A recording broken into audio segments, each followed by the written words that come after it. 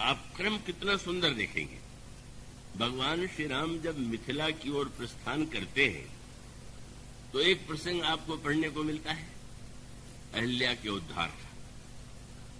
अहिल्या के उद्धार के बाद श्री राम जनकपुर गए, इसके द्वारा गोस्वामी जी क्या बताना चाहते हैं, उसका अभिप्राय यह है अहिल्या के जीवन का जो दुर्भाग्य है, जो उसे पत्थर होना पड़ा, उसके मूल में सौंदर्य की गाथा ही तो है। अहिल्या परम सुंदरी, और ब्रह्मा ने जब इसका निर्माण किया तो उसके सौंदर्य को देखकर सभी लोग चकित हो गए। और तब स्वर्ग का राजा जो इंद्र है उसको लगा कि ब्रह्मा तो इस सुंदरी का को हमारे स्वर्ग में ही हमें देंगे, मुझे छोड़ करके इसको पाने का अधिकारी कौन। ये एक वृत्ति आई सौंदर्य को देख करके, लेकिन ब्रह्मा ने ऐसा निर्णय नहीं किया। ब्रह्मा ने अहिल्या का विवाह इंद्र से नहीं किया, स्वर्ग में विवाह का तो प्रश्न भी यूं नहीं है, का उन्होंने ऋषि गौतम से अहिल्या का विवाह कर दिया। अब वहीं पर वो सौंदर्य को लेकर के जो विकृतियां उत्पन्न होती हैं उसी का संकेत तो प्राप्त होता है इंद्र के चरित्र में। देवराज इंद्र स्वर्ग में रहता है और माना जाता है कि स्वर्ग में बहुत बड़ी संख्या में अप्सराओं का निवास है।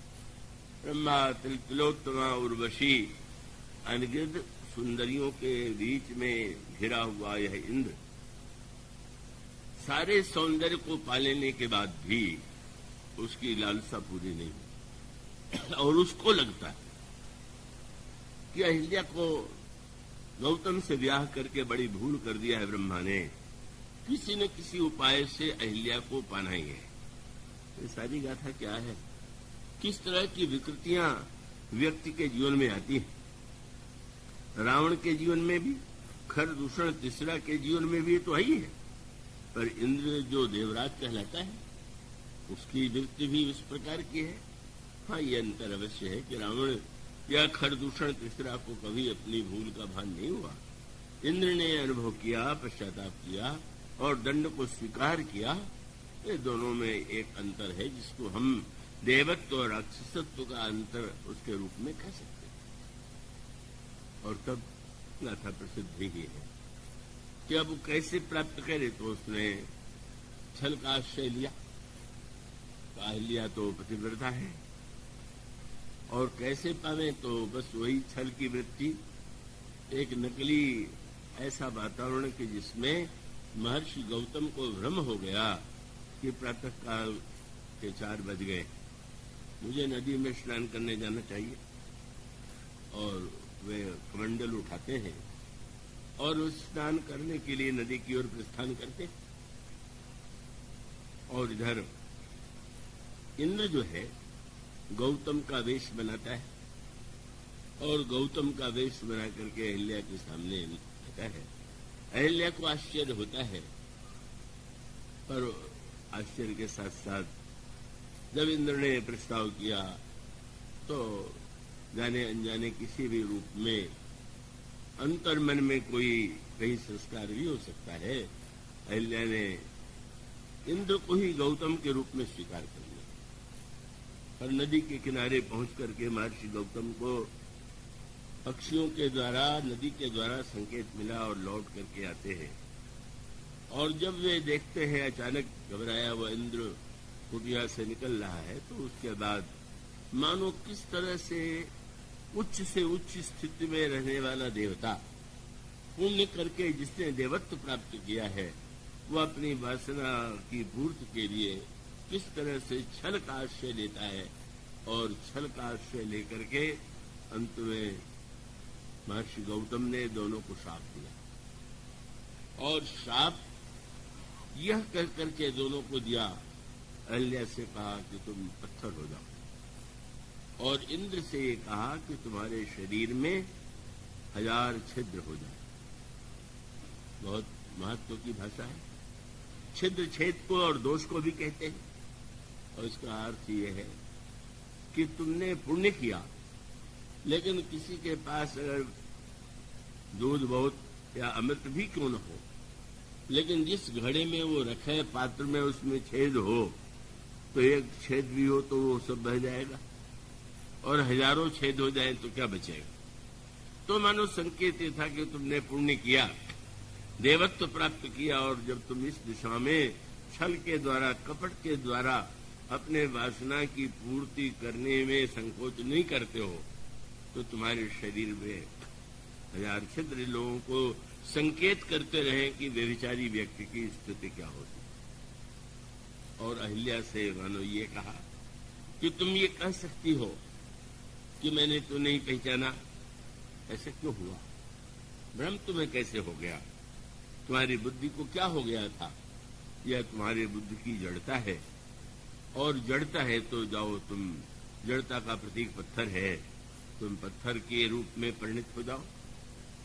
पर अंत में जब बहुत विनय इन दोनों ने किया, हाँ बहुत बड़ा अपराध हुआ, जाने अनजाने में, पर इसका प्रायश्चित क्या है, तो बड़ी दार्शनिक कथा थी।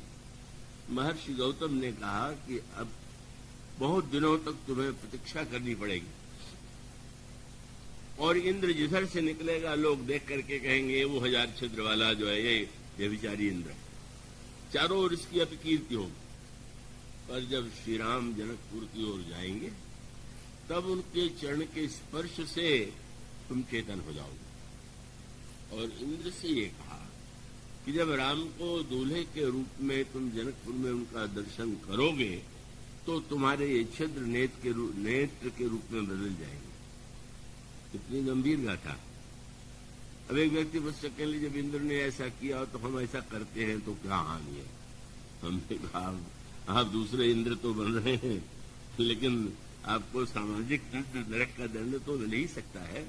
तो उस कथा का तत्व मानो यह है कि किस प्रकार से वासना की विकृति का परिणाम अगर श्रेष्ठ व्यक्ति के जीवन में भी हो तो उसकी स्थिति ऐसी होती है। पर विवाह और दूल्हे से जोड़ने का अर्थ क्या हुआ?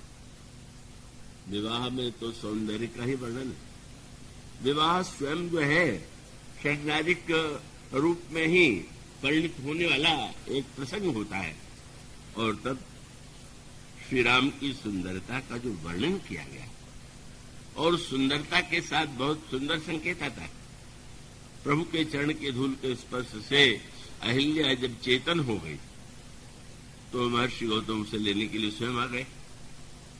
पर अहिल्या ने बहुत बड़ी जो मांग की भगवान राम से वो बड़ी भावमयी थी।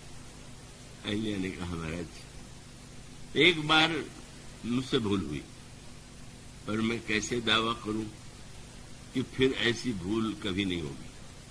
तो न होने का उपाय एक ही है कि रोग के साथ अगर मैं अभी से दवा का सेवन करूं तो जिससे वो रोग न हो। तो अहिल्या ने अंत में क्या मांगा? महाराज मेरा मन तो भंवरा है, और यह जो मन का भंवरा है विषय की ओर चला गया।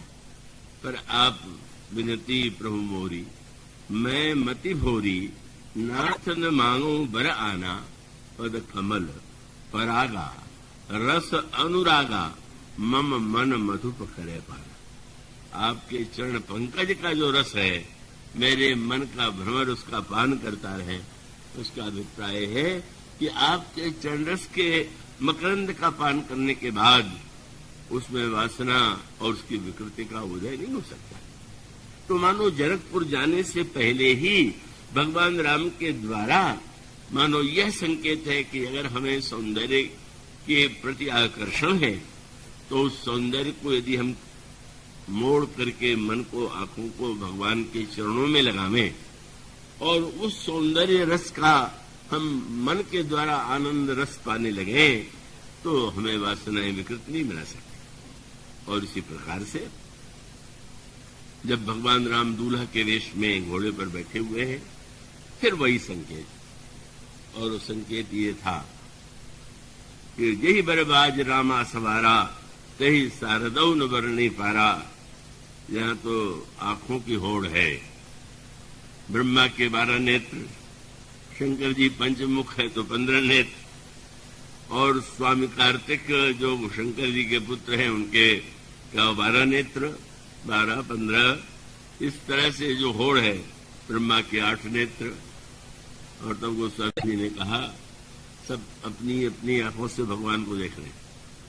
अब अंतर इतना है कि संसार में हमारे नेत्र के प्याले, नेत्र का जो बर्तन है वो बड़ा है और सांसारिक सुंदरता थोड़ी है, इसलिए एक सुंदरता आने के बाद भी दूसरी सुंदरता की चाह बनी रहती। पर यहाँ उल्टी बात है, यहाँ प्रभु का सौंदर्य विशाल है और ये आंखें जो है, इसका जो बर्तन है वो छोटा है, और इसलिए यहाँ पर तो होड़ लग गई। जब ब्रह्मा ने श्री राम की सुंदरता को देखा तो देख राम छवि विधि हरसाने, पर 8 नैन जानी पछताने। क्या बतावे 4 ही मुंह मेरे है, 8 ही आंखें हैं, जरा कमी रह गई। और फिर स्वामी कार्तिक जी ने व्यंग भरी दृष्टि से ब्रह्मा को देखा। वैसे तो आप मेरे पितामह हैं, विनाश तो मैं आज आपसे जोड़ा हूं। आपके 8 नेत्र हैं, सुर सेन पौर बहुत उछाहू, विधिते जोड़े लोचने लाऊं। मानो ब्रह्मा के हृदय में आनंद और पश्चाताप, स्वामी कार्तिक के हृदय में एक तुलनात्मक रूप से अपनी विशेषता का भान। और उसके बाद शंकर जी का तो क्या कहना है, शंकर राम रूप अनुरागे और नैन 5 10 अति प्रिय लागे। ब्रह्मा ने नेत्र को देखा और अपनी कमी देख ली, स्वामी कार्तिक ने देखा तो अपने नेत्र में और ब्रह्मा से जोड़ापन देख लिया। शंकर जी ने इधर उधर नहीं देखते हैं, श्री राम की सुंदरता देखते हैं और वो अत्यंत अनुराग में डूब गए। 5 10 को अलग कर दिया। गोस्वामी जी कह सकते थे 15 नेत्रों से बड़े प्रसन्न, अलग क्यों कर दिया? क्योंकि शंकर जी का जो तृतीय नेत्र है वो भस्म करने वाला माना जाता है। तो शंकर जी के 5 मुख हैं और इस तरह से 15 नेत्र तो हैं, पर 5 नेत्र तो दाहक हैं। लेकिन आज मानो उन 5 नेत्रों ने कहा कि आप खोल करके तो हमारा भी तो सौभाग्य दे, हमें तो सौभाग्य दीजिए। तो आज शंकर जी 15 आंखों से देखने लगे। मानो उनका नेत्रों का तात्पर्य था कि हाँ, मेरी दृष्टि से जिन वस्तुओं का विनाश हो जाता है वो अनित्य होती है, पर यह सौंदर्य तो नित्य है और इसलिए शंकर जी धन्य हो गए। किसी ने गोस्वामी से पूछा तो ब्रह्मा और ये शंकर जी और स्वामी कार्तिक में श्रेष्ठ कौन है? तो भाई श्रेष्ठ तो चौथा है। कौन? बोले ये जो इंद्र है, रामायण भर में इससे बहुत कम अवसर है जब इंद्र के लिए निंदात्मक शब्द के स्थान पर प्रशंसात्मक उपाधि दी गई हो। यहाँ पर गोस्वामी जी ने कहा राम ही चितव सुरेश सुजाना, उसको अजाना और न जाने क्या कहा, तो रामायण में बहुत बार कहा गया। खराब से खराब शब्द कहे गए। गौतम शाप परम हित माना। सुजान क्यों है? का शाप से व्यक्ति को अपराध बोध होता है और जो देता है उसके प्रति आक्रोश होता है। मेरा बड़ा धन्य भाग्य, मेरे अपराध के बदले में गौतम जी ने शाप दे दिया और आज मेरे छिद्र जो है नेत्र के रूप में बदल गए। और उसका अभिप्राय है जब हम सांसारिक सौंदर्य वासना की दृष्टि से देखते हैं तो वो छिद्र हो जाता है, और जब हम भगवान की ओर देखते हैं तो सौंदर्य को देखना दृष्टि देने वाला, दृष्टि को पवित्र करने वाला हो जाता है। आज उसकी धन्यता का क्या कहना, पर सबसे आनंद तो तब आया, घोड़ा बड़ा चंचल था। गोस्वामी जी ने कहा अद्भुत दृश्य था, प्रभु घोड़े को नचा रहे हैं। घोड़ा कहां से आया? अयोध्या से क्या दशरथ जी लाए हैं क्या? नहीं, वहां से नहीं आया। तो क्या मिथिला का है? बोले मिथिला का नहीं। पता चला कि काम जो है वही घोड़ा बन के आ गया। जनुवाज वेश बनाई मनसिज, राम हित अति सोहई, आपने बय बल रूप गुण गति, सकल भुवन विमोहई, जगमगत ज्योति जराव ज्योति मोति मानिक मन लगे, किंकिनी लगाम लगाम ललित, सुदेख सुर नर मुनि ठगे। इतना अद्भुत वर्णन घोड़े का, पर गोस्वामी जी की चतुराई देखिए। घोड़े के वर्णन के साथ साथ उन्होंने लगाम का वर्णन और लगाम की शोभा का वर्णन भी कर डाला। किसी ने कहा हमारे मत तो घोड़े का है कि लगाम का? अरे घोड़ा मूल्यवान होता है, लगाम का क्या मूल्य है? गोस्वामी जी ने कहा लगाम का मूल्य तो नहीं था, लेकिन लगाम जिसके हाथ में है उसका कितना बड़ा मूल्य है।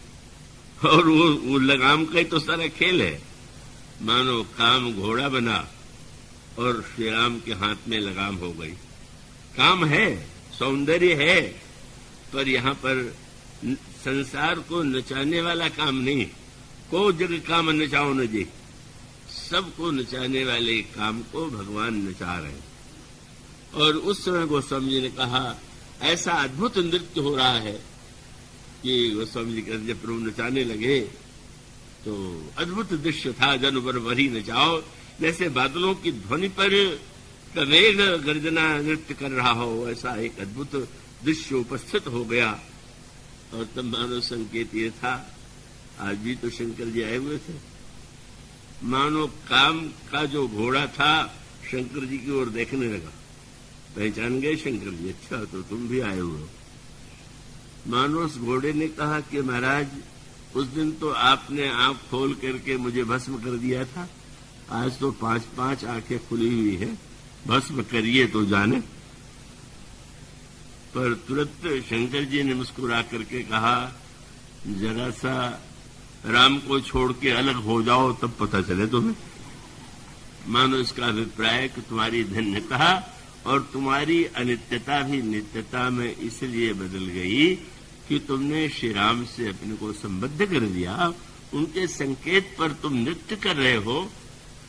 का तात्पर्य यह है कि वह सौंदर्य जो व्यक्ति को नचा रहा है, विकृति और बुराइयों की ओर ले जा रहा है, जब उसको भगवान की सुंदरता से जोड़ देते हैं और भगवान के सौंदर्य रस का पान करने लगते हैं, और वह वर्तन ठीक होना चाहिए। जो बुरे राजा आए थे उनको आनंद ही नहीं आ रहा था, तो अन्य जो भले राजा थे उन्होंने कहा देखो, तो बिगड़ करके बोले क्या मंधे देख नहीं रहे क्या? तो उन्होंने कहा देखा हूं राम ही नैन भरी। फिर कैसे? तजी ईर्षा मदमोह, आंखों में तो ईर्षा मोह मदमोह भरा हुआ, बर्तन भरा हुआ है, उसमें क्या सुंदरता आ रही। मानो जब कोई व्यक्ति पवित्र भाव से भगवान की सुंदरता को निहारता है और प्रियत नयन पुट रूप पीयूषा मुदित सुअसन पाई जब भूखा, जब वो सौंदर्याव्रत का पान करता है तो अंतर मन का विकार नष्ट हो जाता है और उस व्यक्ति का जीवन धन्य हो जाता है। आज इतना ही, इसके बाद कल बोलिए सिया।